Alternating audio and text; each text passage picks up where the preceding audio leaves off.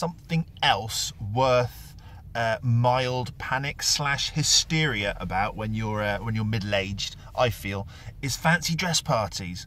They've progressed, they've moved on so much since I was younger. Classic old thing to say, but they have. You know, back in the day, you could get away with turning up dressed normally, holding a paper aeroplane, and going as an aircraft carrier. That's a classic. Nowadays, no. Nowadays, you've got to theme it on the trendy TV program. It's like I've got a block of concrete hair on my head at that angle. I have, but you know. You've got to theme it on some kind of trendy thing. So Game of Thrones, Harry Potter, Lord of the Rings, the latest popular musician group, you know, and it can cost a fortune. You invariably need to order these costumes from an online site, because they don't really do fancy dress shops. Something else, where have fancy dress shops gone? I mean, there's one or two around Devon that I know of. They're online because obviously it's easiest, but it's so much fun. Like Mr. Ben, to go into a fancy dress shop and become a different character and not disappear into those actual worlds a la Mr. Ben, because that's not real.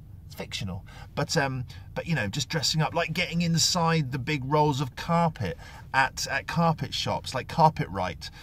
You know, my parents spent hours finding it hilarious. They didn't, but I found it hilarious that they couldn't find me, because I'd wedged myself into a large roll of carpet or plastic kitchen flooring or something.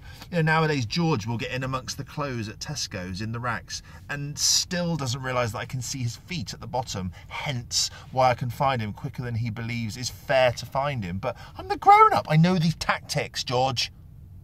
Anyway, so yeah, fancy dress. You know, you get invited to a party nowadays, or a disco or something, you find out it's fancy dress. Pure panic as a middle-aged man. I must not outdo, but at least keep up with the fancy dress Joneses. You know, I posted recently on fancy dress, on Facebook. Last year, me and Michelle went as ABBA. It was an ABBA tribute thing.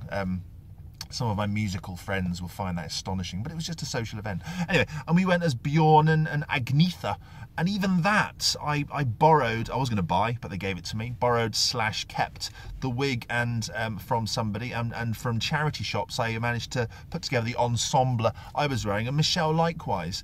And that cost a bit, but that's very rare nowadays. You know, you need to go like some kind of Norse god from Game of Thrones or something, and you need to have buy some sort of prosthetic so that it literally looks like you're that person for a fancy dress party. Let's be honest, an hour and a half into a good fancy dress party where the liquor is flowing and no one cares what anyone else looks like, makeup's run everywhere, but just the preparation, you know. And if you haven't got the right costume, you can't go, because you can't turn up just like in the olden days, dressed as a ghost with a sheet avec 2 holes cut in it to provide the scary spectre-like eyes, or eye holes. No, not anymore. You won't be allowed in. It has to be at least sort of Pixar standard to get through the door policy. So is it a middle-aged thing?